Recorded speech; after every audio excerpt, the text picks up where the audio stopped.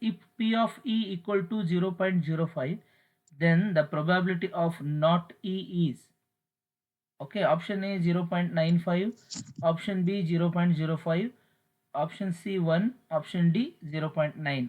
ಇದರಲ್ಲಿ ಸರಿಯಾದ ಉತ್ತರ ಯಾವುದು ಅಂತ ನೋಡೋಣ. ಪ್ರಶ್ನೆ ಯಾವಾಗ ಕೇಳಿದರೆ ಅಂತಂದ್ರೆ 2025 ಎಕ್ಸಾಮ್ 3 ಅಲ್ವಾ? Yes. Okay, so solution multiple choice question ಏನು ಕೊಟ್ಟಿದ್ದಾರೆ ಅವರು. What is given? P of E equal to 0.05. ಓಕೆನಾ? What we need to find out, ನಾವೇನು ಕಂಡುಹಿಡಬೇಕು? The probability of P of S, P of E bar, not E ಅಂತಂದ್ರೆ E bar, P of E bar ನಾವು ಕಂಡುಹಿಡ್ಕೋಬೇಕು. ಓಕೆನಾ? we have one Yes, formula. sir. We have one formula.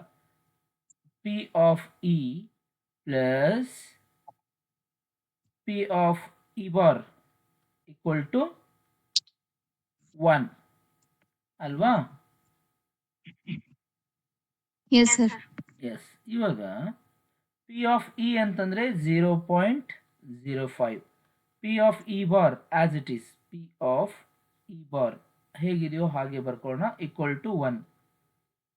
ಇವಾಗ ಏನಾಗುತ್ತೆ, ಇದು P of E bar ಇಲ್ಲೇ ಇರಲಿ, LHS ಅಲ್ಲಿ ಇರಲಿ, ಇದನ್ನ ರೈಟ್ ಸೈಡ್ ತಗೊಂಡೋಗೋಣ. P of E bar equal to 1 as it is. Left ಸೈಡಲ್ಲಿ 0.05 ಇದೆ, ಇದು ರೈಟ್ ಸೈಡ್ ಹೋದ್ರೆ ಮೈನಸ್ 0.05 ಆಗುತ್ತೆ ಅಲ್ವಾ? ಇವಾಗ 1ರಲ್ಲಿ 0.05 ಹೋದ್ರೆ 0.95 ಉಳಿಯುತ್ತೆ.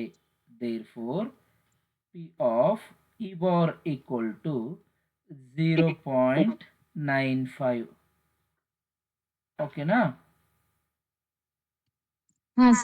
ಎಸ್. ಈ ರೀತಿಯಾಗಿ ನಾವು ಕೊಟ್ಟಿರ್ತಕ್ಕಂಥ ಪ್ರಶ್ನೆಗೆ ಉತ್ತರವನ್ನ ಬಿಡಿಸ್ತೀವಿ.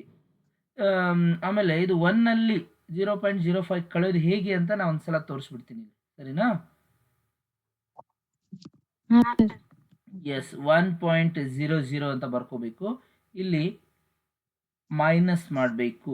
ಏನನ್ನ ಸುಮಾರು ಜನರಿಗೆ ಇದು ಗೊತ್ತಾಗಲ್ಲ. 0.05 ಮೈನಸ್ ಮಾಡಿದ್ರೆ, ಎಸ್ ಇಲ್ಲಿ 0 ಇದೆ, ಸೊ 10 ಅನ್ಕೊಳ್ಳೋಣ. 10ರಲ್ಲಿ 5 ಕಳೆದ್ರೆ 5 ಕ್ಯಾರಿ 1, ಮತ್ತೆ ಇದನ್ನು 10 ಅನ್ಕೊಳ್ಳೋಣ. 10ರಲ್ಲಿ 1 ಕಳೆದ್ರೆ 9, 10ಕ 1, 1ರಲ್ಲಿ 1 ಕಳೆದ್ರೆ 0, 2 ಸ್ಥಾನ ಆದಮೇಲೆ ಪಾಯಿಂಟು.